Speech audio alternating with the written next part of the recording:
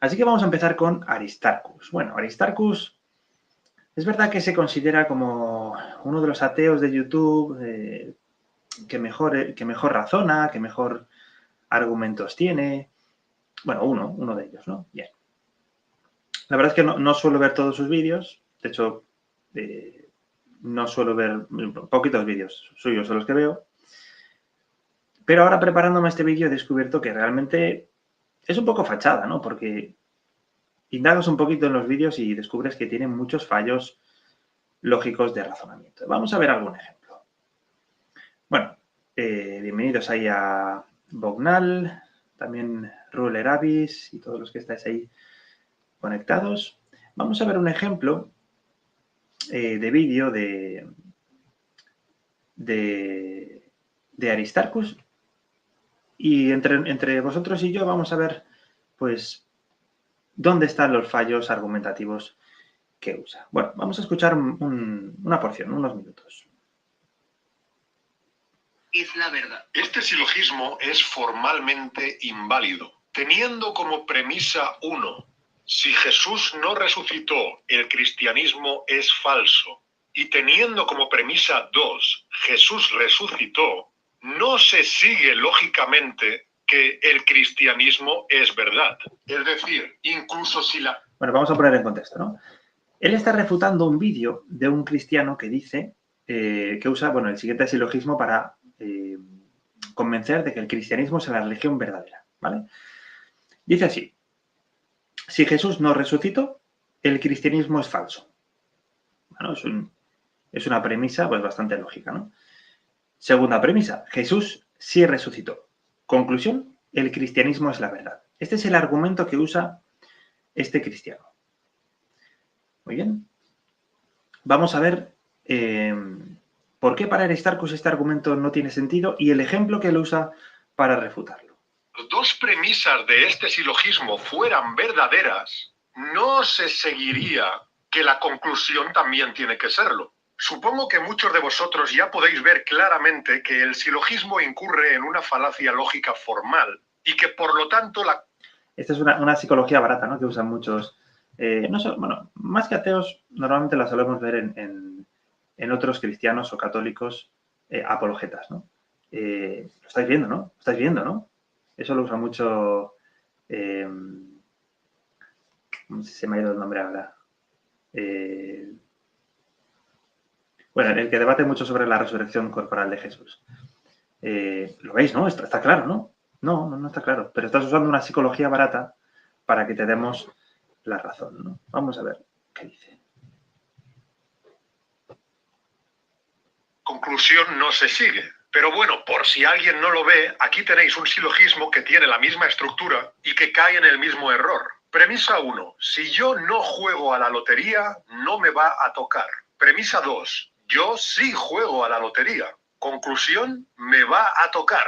Suponiendo que yo jugase a la... Vale, este es su silogismo, ¿no? La comparación que él hace entre el otro silogismo y este. Recordemos el otro. Si Jesús no resucitó, el cristianismo no es verdadero. Jesús resucitó, con lo cual el cristianismo es verdadero. Y él hace lo siguiente. Si yo no juego a la lotería, no me va a tocar. Bueno, estamos de acuerdo. Yo sí juego a la lotería. Conclusión, me va a tocar. ¿Vemos la diferencia entre el argumento de Aristarcus y el argumento original? En el original, en el del cristiano, si Jesús no resucitó, pues es evidente que el cristianismo no es verdadero. Pero si Jesús resucitó, ¿qué es lo que ganamos? Una certeza absoluta de que el cristianismo es verdad. ¿Por qué? Bueno, para empezar, y esto no lo tiene en cuenta Aristarcus, este cristiano se está dirigiendo a creyentes, ¿no? Si os fijáis, en el vídeo de Aristarcus se ve, ¿no? En pantalla al cristiano y está hablando, pues, en una especie de púlpito, hay un atril, como los que se suelen usar en las iglesias, tiene una cruz enorme en la pared, es decir, se está dirigiendo a un público cristiano, bueno, cristiano o creyente, por lo menos, ¿no? A un público que cree en Dios. Entonces, para un público que cree en Dios y del que le estás intentando probar la veracidad del cristianismo, claro, no tendría sentido probar la veracidad del cristianismo a un ateo. Evidentemente, hay que empezar por la existencia de Dios con él, ¿no? Pero si estás usando este argumento, ya estás dando por sentado que el público acepta la existencia de Dios y acepta que hay una religión, solo una religión verdadera. Este es el contexto, este es el marco de circunstancias de este argumento. Con lo cual, para una persona que acepta la existencia de Dios y la existencia de una sola religión verdadera, si tú le estás diciendo que Jesús resucitó, automáticamente esa persona tiene que, bueno, si se lo demuestras, ¿no? Tiene que tener la certeza de que esa es la religión verdadera. Porque ya acepta los dos pasos previos, que es que Dios existe y que hay una religión verdadera. Bien. En el caso de Aristarcus, no tiene nada que ver, porque él dice, si yo no juego a la lotería no me va a tocar. Bien, hasta ahí de acuerdo. Pero si yo juego a la lotería, me va a tocar. Falso. Tú si juegas a la lotería, lo que estás ganando es una posibilidad mínimamente pequeña de que te toque la lotería, no la certeza absoluta de que te vaya a tocar. Sin embargo, en el argumento del cristiano, si demuestra que Jesús sí resucitó, entonces el oyente tiene la certeza absoluta, no una mínima posibilidad, la certeza absoluta de que la única explicación plausible es que Dios lo haya resucitado y, por tanto, esa sea la religión verdadera. Así que está haciendo una comparación totalmente absurda. Está comparando una certeza absoluta con una posibilidad mínimamente plausible. Así que vemos que en este caso la conclusión de Aristarcos es absurda, ¿no? Esta comparación. Aparte de no tener en cuenta, pues, el público objetivo, ¿no? de este cristiano, que está hablando a otras personas que son creyentes, que creen en Dios. Con lo cual, Aristarcos interpreta este argumento bajo su óptica atea, pero no va dirigido a él. Este argumento no iría dirigido a él. Vamos a acabar esta parte del vídeo, ¿no? Queda un minuto.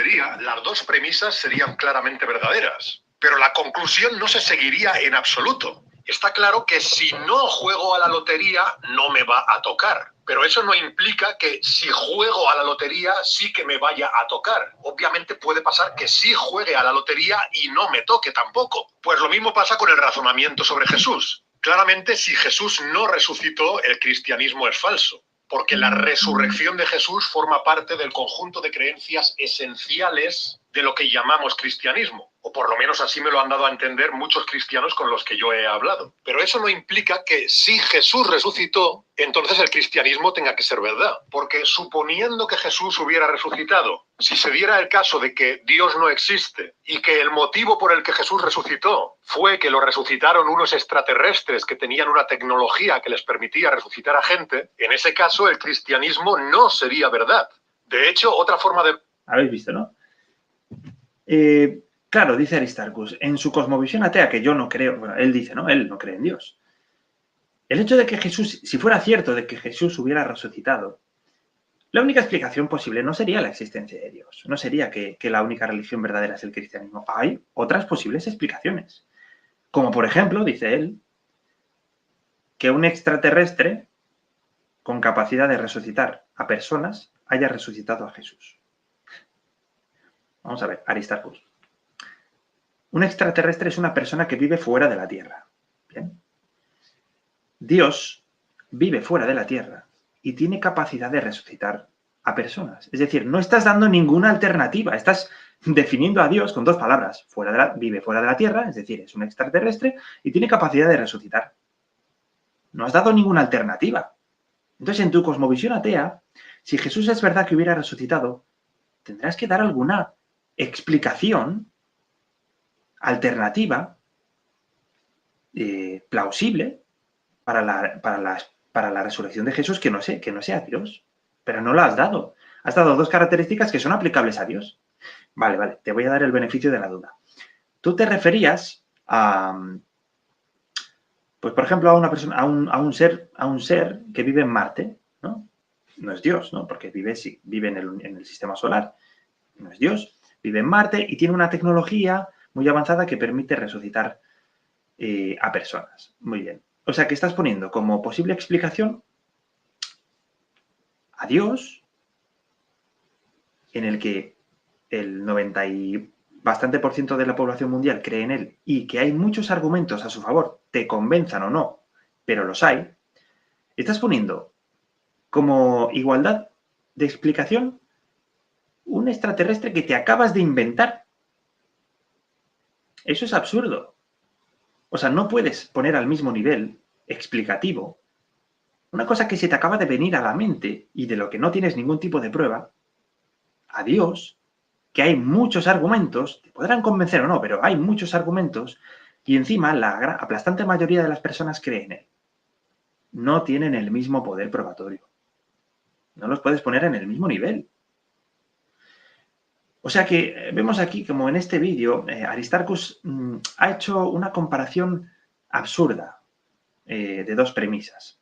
Aparte de que no está teniendo en cuenta el contexto, el público objetivo de ese argumento, y encima da como posible explicación un ser que se acaba de inventar y del que no hay pruebas, para ponerlo al mismo nivel explicativo que Dios. Bueno, este es el grado de argumento de Aristarcos. Pero bueno, vamos a pasar a otro vídeo. En este vídeo habla del pasado infinito, ¿no? de un argumento cristiano acerca del pasado infinito. Vamos a ver un poco lo que dice. Y el argumento tiene tres premisas. Premisa 1, si el tiempo es infinito hacia el pasado, entonces el tiempo presente se ha dado después de que se haya dado el transcurso completo de una cantidad de tiempo infinita. Premisa 2, si el transcurso completo de una cantidad de tiempo infinita. A ver si entendéis el argumento, porque a mí me costó entenderlo la primera vez. De la complejidad innecesaria en su manera de explicar. Nunca puede darse, entonces el tiempo presente no se ha dado después de que se haya dado el transcurso de una cantidad de tiempo infinita. Premisa 3, el transcurso de una cantidad de tiempo infinita nunca puede darse. Entonces, evidentemente a nivel formal se sigue que la conclusión es, por lo tanto, el tiempo no es infinito hacia el pasado, es decir, la conclusión evidentemente se sigue de las premisas. Si alguien cuestionase eso, se lo demostraría fácilmente, pero es evidente. Sí. O sea, alguien que niegue esto, pues que mire cómo funciona la lógica. Bueno, por ahora lo que está diciendo es, básicamente, que el argumento tiene tres premisas. La premisa 1 dice, si el tiempo es infinito hacia el pasado, entonces el presente se ha dado después de una sucesión infinita en el pasado. La premisa número 2 dice, si el tiempo infinito hacia el pasado se ha dado, si el tiempo infinito hacia el pasado nunca puede darse, entonces el presente no se ha dado después de que se haya dado una cantidad infinita de tiempo hacia el pasado. Es un poco rebuscado, pero luego lo explicaré de manera sencilla. Premisa número 3, el tiempo infinito hacia el pasado nunca puede darse. Conclusión, el tiempo no es infinito hacia el pasado. Dejemos que acabe, que le faltan 20 segundos y luego lo explico. Lógica.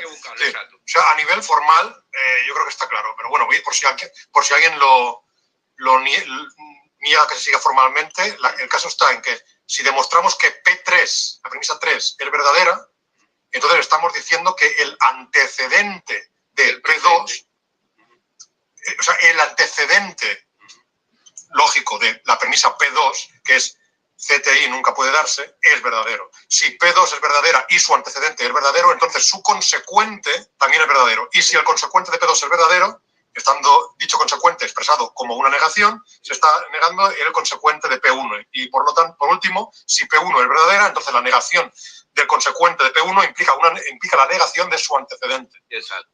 ¿Alguien ha entendido algo? Decídmelo en los comentarios. ¿Habéis entendido el argumento? ¿Sabéis lo que pasa? Que mucha gente cree que porque alguien hable de manera con tecnicismos y que el interlocutor no entienda bien el argumento, porque es complejo y rebuscado, pues ya esa persona es más inteligente, ¿no? O sea, como yo no estoy entendiendo... como yo no... Exacto. Es que no se entiende bien. Como yo no estoy entendiendo el argumento, él es muy inteligente y yo, es que a mí no me da porque no lo estoy entendiendo. No. tú si eres inteligente tendrás que explicarlo de una manera sencilla para que todos lo entiendan. Esa es la verdadera inteligencia a la hora de comunicarse. Pero si nadie entiende lo que está diciendo, eso implica una torpeza a la hora de sintetizar y de explicar de manera clara un argumento. Entonces, ¿qué es lo que está diciendo? Básicamente, para que lo entendáis. Está diciendo que hay un argumento teísta que luego es aplicable a Dios, ¿no? Pero que habla del tiempo, ¿no? De que el tiempo no puede ser infinito hacia el pasado. Y entonces da 3 premisas. Pero dice que la última premisa es errónea, lo dice después, ¿no? Pero bueno, para no poner tampoco tanto tiempo de vídeo que no queda tan dinámico. Dice que la última premisa, la 3, el tiempo infinito hacia el pasado nunca puede darse, es falsa con respecto a las otras 2 premisas, porque aquí está tomando en cuenta un inicio del infinito. Por ejemplo, él da el ejemplo, ¿no? Si contamos 1, 2, 3, 4, 5, 6, 7, esto podría darse hasta el infinito, ¿no? Pero ¿qué pasa? Que aquí estamos partiendo de un cero, del cero, ¿no? Antes de contar hacia el infinito hacia adelante. Al partir de un cero, estamos poniéndole un límite al infinito. Y esto no lo hacemos en las 2 premisas anteriores, según él. Pero esto es falso. Sí se hace en las 2 premisas anteriores. La primera premisa dice, si el tiempo infinito hacia el pasado, si el tiempo es infinito hacia el pasado, entonces el presente, esta es la clave, el presente se ha dado después de que se haya dado una cantidad infinita de tiempo hacia el pasado. Vamos a ver, si hay una cantidad infinita de tiempo del pasado al presente, ¿hay un infinito real? No, porque el presente es lo que delimita el infinito. El pasado infinito no puede ser infinito si hay un presente, porque ya está diciendo, aquí acaba el pasado, en el presente. Con lo cual, y lo mismo pasa en la premisa 2, con lo cual en las 2 primeras premisas sí hay un límite, que es el presente. Él está diciendo que en las 2 primeras premisas no hay límite y la tercera sí, con lo cual el planteamiento es erróneo. Pero resulta que en las 3 premisas encontramos un límite. Presente, presente y el límite que él pone en el 0. En las 3 hay un límite. Con lo cual no hay ningún fallo en el planteamiento de ese argumento. Aunque realmente ese argumento es mucho más sencillo de explicar. Mira, lo voy a plantear de manera mucho más sencilla. Lo vais a entender a la primera. Si el tiempo pasado fuera infinito, nunca habríamos llegado al presente. Porque estaríamos hablando de un infinito finito. Si el tiempo de aquí al pasado es infinito, pero lo acotamos en el presente, estamos hablando de un infinito finito, lo cual es autocontradictorio. Con lo cual, no puede haber un infinito finito, no puede haber un pasado finito, porque el presente delimita ese pasado, ¿no? Ahí partimos del primer absurdo lógico. Segundo punto, el infinito puede ser potencial. Por ejemplo, yo podría contar 1, 2, 3, 4, 5, 6, hasta el infinito, bueno, hasta seguir contando siempre, ¿no? Hacia adelante. Muy bien. Incluso hacia atrás también, -1, -2, -3. Tengo una secuencia numérica de positivos y negativos potencialmente infinita. Muy bien, eso se puede hacer. Lo que no se puede hacer es aplicar el infinito a la realidad. Eso no se puede hacer, porque es contradictorio, es absurdamente lógico. Vamos a poner un ejemplo típico. Imagina que tengo una librería llena de libros, infinitos libros, la mitad azules y la mitad rojos. Muy bien, son libros infinitos. ¿Qué pasa si yo cojo solamente los libros azules? Son la mitad de los libros. ¿Qué sucede? Que tengo infinitos libros azules. O sea, la mitad de los libros azules, que es solo la mitad del total, es la misma cantidad que el total, que es infinito. No tiene sentido. Y si a los libros azules le quito uno solamente, es decir, infinito menos 1, sigo teniendo infinito. Y si a los rojos, que son infinitos, le añado uno más, infinito más 1, sigo teniendo infinito. O sea, infinito más 1, infinito. Infinito menos 1, infinito. La mitad de infinito, infinito. ¿Ves que no tiene sentido? No tiene sentido aplicar el infinito a la realidad, porque da contradicciones. da situaciones que son absurdamente lógicas, con lo cual el infinito no puede ser aplicable a la realidad. Y aplicando esto al argumento del que estamos hablando, el pasado infinito no puede existir, porque hablamos que los infinitos no pueden ser aplicables al mundo real. De manera que tenemos la siguiente conclusión. El tiempo no puede ser infinito hacia el pasado. Y por tanto, tiene que haber un inicio absoluto. Y eso ya lo enlazaríamos con la existencia de Dios como iniciador absoluto. Pero el caso es que Aristarcus, primero, ha hecho un hombre de paja con el argumento, ya que lo ha planteado de una manera tan absurda que era hasta muy complejo entenderlo. Después le ha puesto una problemática a la premisa 3 que supuestamente no tiene ni la 1 ni la 2, pero que realmente sí que tiene, que es un límite. Y luego hay formas de explicar este argumento mucho más sencillas y sin ningún tipo de problemática de las que ha hecho él, como acabo de hacer yo. Decidme si se ha entendido mi explicación y si se ha entendido la suya, porque a mí la suya me ha costado bastante entenderla. Así que vemos que otro de los fallos para mí de Aristarcus es que complejiza mucho los argumentos, de manera que es fácil decir, bueno, como no lo entiendo bien, sí, debes tener razón. No. Es que no lo estás explicando bien. El problema es tuyo que no lo estás explicando bien. Muy bien, vamos a ver un siguiente vídeo de Aristarcus y este habla acerca del arca de Noé, ¿vale? Una problemática del arca de Noé. Vamos a verlo.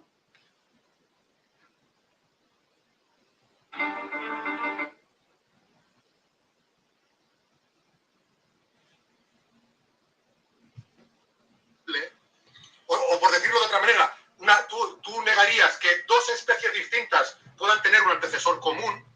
Entonces, con la forma de evolución que tú estás defendiendo, lo que tiene que entrar en el arca no son géneros, son especies. Lo que pasa es que no sé Sí. si nos entendemos. Vale, aquí está haciendo teniendo una charla con un cristiano. El cristiano dice, defiende la historia del Génesis del arca de Noé. Y Aristarcus dice, pues que aquí ve un problema enorme. Y es que si la evolución... O sea, el problema que ve es ¿dónde está el límite? ¿No? Dice, el otro se lía un poco en cuanto a las especies pueden evolucionar entre sí o los géneros, no sabe muy bien dónde está el género y dónde está la especie, ¿no? Hablando de taxonomía.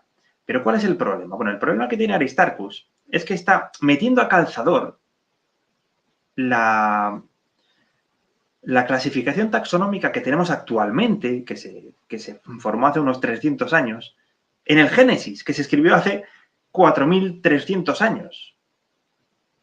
O sea, no tiene ningún sentido. Cuando Moisés habla de los géneros, no se está refiriendo al mismo género que entendemos hoy en día. De hecho, la Biblia no dice, el Génesis no especifica dónde empieza y dónde acaba el género. Pero sí dice que hay un límite.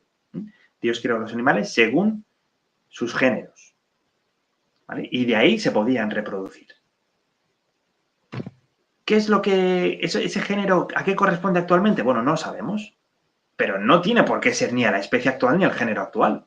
Porque es una clasificación taxonómica de hace miles de años, de hace más de 4.000 años. No la misma que usamos hoy en día. Entonces hay que tener eso en mente. Porque si no, vamos a ver problemática entre la clasificación taxonómica actual y el relato del Génesis. Hay que entender en qué momento se escribió el Génesis y que no podemos estar aplicando los conceptos científicos actuales a lo que Moisés escribió hace más de 4.000 años. Bien. Vamos a ver otro problema que presenta, y este es bastante gracioso. Otro problema que presenta en este mismo vídeo. Vamos a ver. A mí eran unas 3.000 personas. Aquí estamos hablando de 5.000 mamíferos, algunos de los cuales son elefantes, rinocerontes, hipopótamos, jirafas, osos, que además hay varios, hay especies distintas de esos, ¿vale? Y además son puros, o sea que tienen que entrar 7 parejas, porque son animales puros, no son impuros estos animales, ¿no? O sea, dice Aristarcus que los elefantes, los rinocerontes, los hipopótamos, los osos o las jirafas son animales puros. Animales puros, dice, según la ley, el mosaica, ¿no? Bueno, vamos a ver. En este momento no se había escrito la ley mosaica, ¿vale? Cuando se escribió la ley mosaica, la diferenciación entre animales puros y animales impuros tenía que ver con la alimentación. Pero antes de este momento, como no estaba la ley mosaica, ¿qué es lo que definía un animal puro o impuro? Bueno, pues básicamente, si el animal era apto para los sacrificios o no, si se podía usar en un sacrificio o no. Por eso Noé metió 7 animales impuros para que pudiera sacrificar a alguno y que siguiera habiendo parejas para su reproducción. Y de los impuros metía 2 y de esos no iba a sacrificar a ninguno, porque entonces esa especie se perdería. Muy bien. Aristarcus, ¿me podrías decir en qué versículo, capítulo y libro de la Biblia se menciona a algún siervo de Dios ofreciendo un elefante, una jirafa, un hipopótamo o un rinoceronte? Porque, sinceramente, yo no lo he encontrado, ¿eh? Estos animales puros, yo no he encontrado ningún siervo de Dios. A lo mejor se me pasa, pero no sé, quizás Abraham, Job, alguien que haga un sacrificio de un elefante. Yo no lo he encontrado, pero según tú son limpios, ¿no? Bueno, entonces, ¿qué sacamos de todo esto? Pues que habría que leer un poquito más la Biblia antes de hacer alguna crítica. Vamos a ver un último vídeo sobre Aristarcus. Y este habla del diseño inteligente y del ajuste fino. 2 argumentos para defender la existencia de Dios. Bueno, vamos a ver lo que dice al respecto.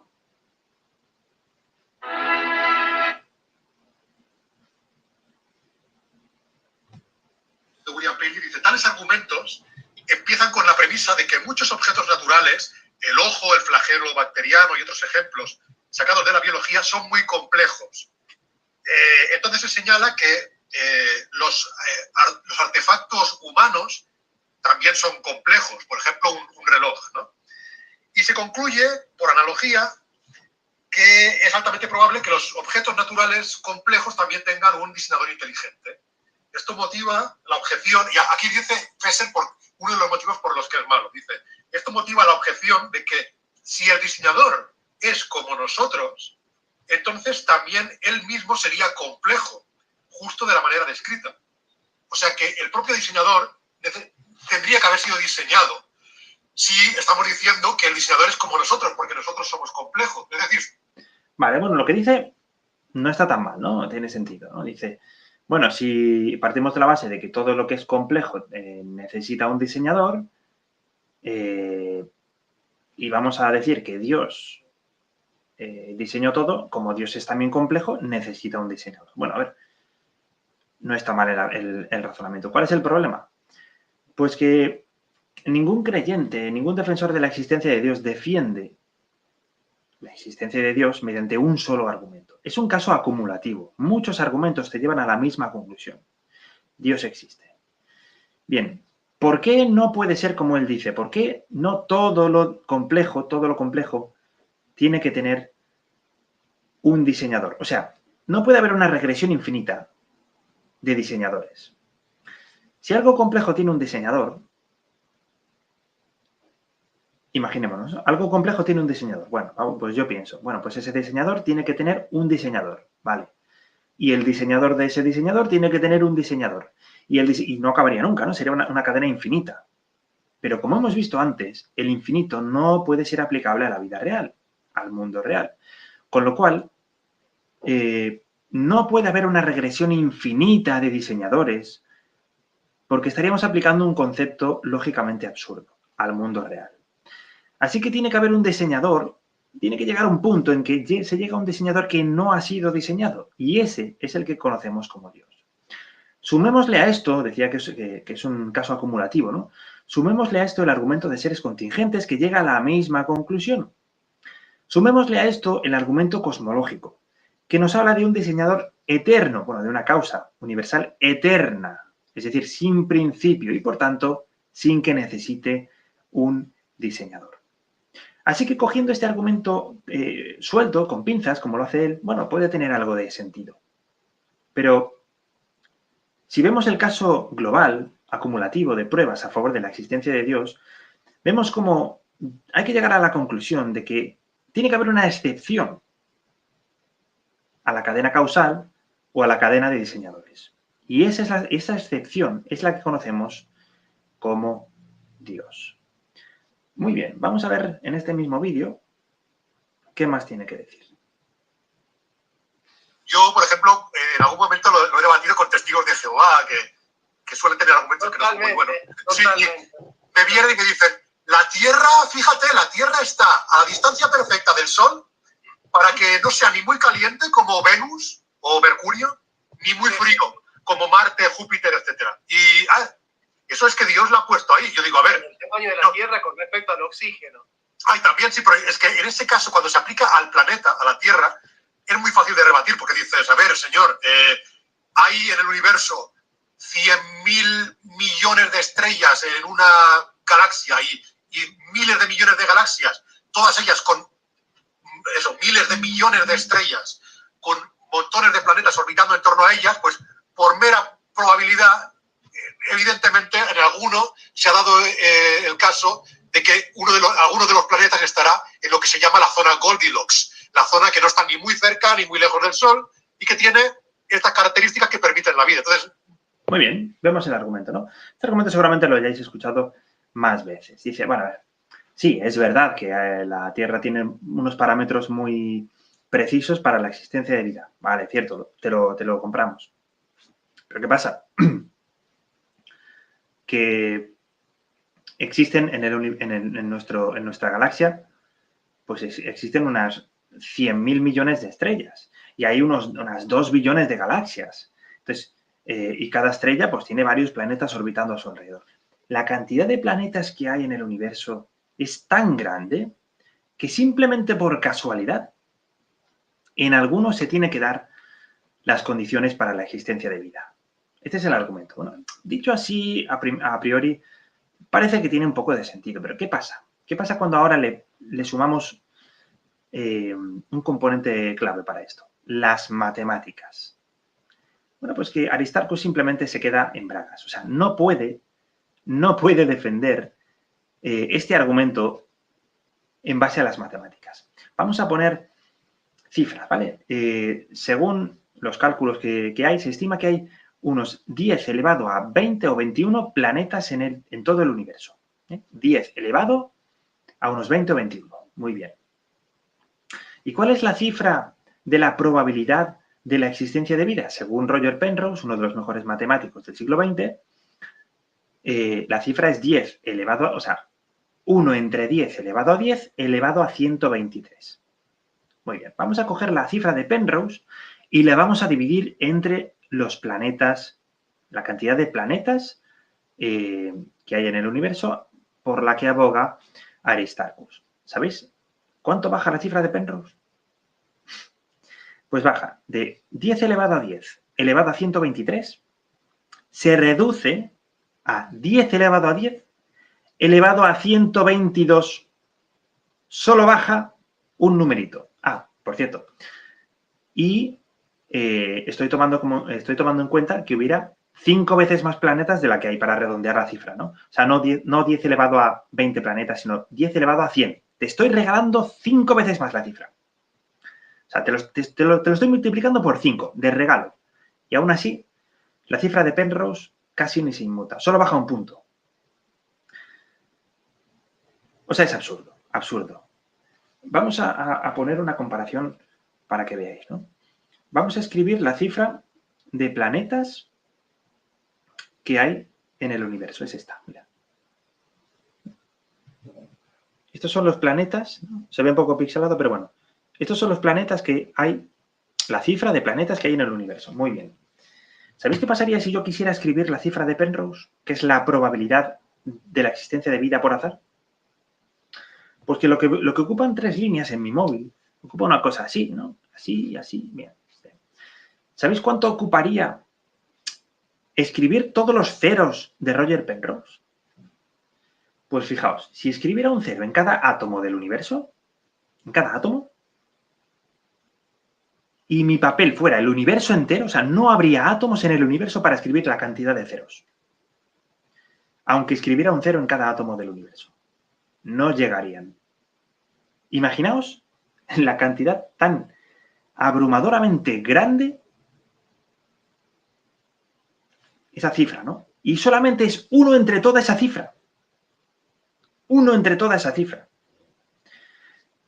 Para que nos entendamos, vamos a poner un ejemplo más sencillo de entender. Imagina que cada átomo del universo es del color negro, ¿vale? Todos los átomos del universo son negros. Y hay uno que es blanco. Muy bien. Ahora tú te pones una máscara, un antifaz, te tapas los ojos y vas por ahí buceando por el universo, miles de años ahí, recorriendo el universo de manera aleatoria y de repente te paras en un sitio y coges un átomo y a la primera, mira, el blanco. ¿Pensáis que esa cifra, pensáis que eso es plausible? Eso es literalmente matemáticamente imposible. Y yo creo que todos lo entendéis. Seáis cristianos, seáis teístas de otra religión, seáis ateos, creo que eso cae de lógica, ¿no? De cajón. Sería absurdo pensar que voy a sacar el átomo blanco a la primera por azar. Bueno, pues ¿sabéis que es más fácil eso? Más fácil sacar ese átomo blanco que aparezca por probabilidad un planeta con todas las características para la habitabilidad de la vida, o sea, para la existencia de vida. Sí, como dice Eivor, es matemáticamente, bueno, dice improbable, pero es que en matemáticas, cuando una cifra pasa de 1 elevado a 10 a la 50, se considera matemáticamente imposible. O sea, eso no pasa. Está escrito en el papel, sí, vemos la cifra, pero no sucede. Entonces, la cantidad de planetas que hay en el universo es ridícula, ridícula en comparación con todas las constantes, leyes, parámetros que se deben de ajustar para la existencia de vida. Es absurdo. O sea, no vale para nada. Su argumento no vale para nada. Porque si dividimos la cantidad de planetas entre la cifra de Penrose, nos quedamos igual. Baja un puntito solamente. O sea que ese argumento no vale para absolutamente nada. Vamos a ver el último argumento ya. Acabamos con el tema de Aristarchus. El último argumento que él menciona. Con los planetas, pero con universos. Y lo que plantean es la objeción del multiverso. Dicen, bueno, pues igual que hay muchos planetas, o sea, que de todos los planetas que hay millones y millones que no tienen las condiciones para la vida. Y algunos pocos que por pura suerte sí tienen condiciones para la vida, podría pasar lo mismo, pero con universos. Es decir, que estamos en un universo que tiene constantes físicas ajustadas para la vida, pero que haya otros universos con otras leyes físicas distintas a las de este, en las que no sea posible la vida y que por suerte, pues de tantos universos que hay en el multiverso, pues estamos en uno que permite la vida y ya está, pero que no hay ningún misterio porque simplemente tenía que pasar si hay muchos universos, ¿no? Claro, es como decir, no es que se da esa casualidad porque nosotros vivimos acá, sino que nosotros vivimos acá porque se dio esa casualidad. Exacto, es el principio antrópico en cierto sentido, ¿no? Es decir, claro, evidentemente nosotros solo podemos existir en un universo que permita nuestra existencia y en un mundo que permita nuestra existencia. Claro, que parecería un poco absurdo plantearse, pero ¿por qué permite nuestra existencia? Decir, claro, es que si yo existo, o sea, si parto de que yo existo, pues yo existo en un entorno que lo permite. Evidentemente, el debate... Vale, muy bien. Vemos aquí sus últimos dos argumentos, ¿no? Antes era aplicado al planeta Tierra, ahora lo quiere aplicar al universo en general. Bien, dice, igual que hay muchos planetas, también hay muchos universos. Es decir, él se está agarrando al multiverso. Pero es que el multiverso simplemente es una hipótesis sin ningún tipo de corroboración científica. O sea, literalmente lo que está haciendo es agarrarse a un clavo ardiendo, porque es lo único que le podría salvar en caso de que eso fuera cierto, para explicar la improbabilidad de los parámetros universales. Pero es que una persona atea, que se supone que se basa en la ciencia, se está basando en una posibilidad que no tiene ningún tipo de evidencia científica. Eso yo lo llamo deshonestidad intelectual. Cuando no puedo defender con argumentos lógicos mi postura, me voy a agarrar de lo que ha salido de la imaginación de un señor que no puede demostrar, pues me voy a agarrar de eso porque es lo único que hace barrer la pelota hacia mi casa. Eso es deshonestidad intelectual. Lo segundo que dice es que, claro, no deberíamos sorprendernos de que estamos vivos en este universo, porque de ser lo contrario, de estar muertos, ya no nos podríamos sorprender, porque si el universo hubiera tenido otros parámetros, estaríamos muertos y no nos podríamos sorprender de que estamos vivos. Con lo cual, no debería extrañarnos el estar vivos. O sea, no deberíamos buscar la explicación, es normal. Vamos a poner un ejemplo para ver lo absurdo de este razonamiento. Imaginad que estáis condenados a un paredón de fusilamiento. ¿Vale? Hay una pared de piedra y estáis vosotros ahí plantados en el medio. Y hay 500 soldados apuntando hacia vosotros con sus rifles. ¿Vale? Y ahora el comandante da la orden de disparo. ¡Fuego! Y todos se ponen a disparar, a disparar. Tú cierras los ojos, te tapas los oídos y dentro de un minuto, cuando se le acaban las balas a todos los soldados, ¿no? Y abres ahí los ojos y dices, oh, estoy vivo. Y según Aristarchus, esta sería la reacción normal de Aristarchus, ¿no? Dice, bueno, es normal, ¿no? O sea, si me hubieran dado estaría muerto, así que no tengo por qué sorprenderme de estar vivo. ¿Cómo no te vas a sorprender de estar vivo? Si es altamente improbable que todas las personas todos los soldados hubieran fallado. O sea, necesita una explicación. Claro que sí. Y entonces vas al primer soldado, ¿no? O sea, retrocedes ese minuto en el tiempo, vas al primer soldado a ver qué ha pasado y tal.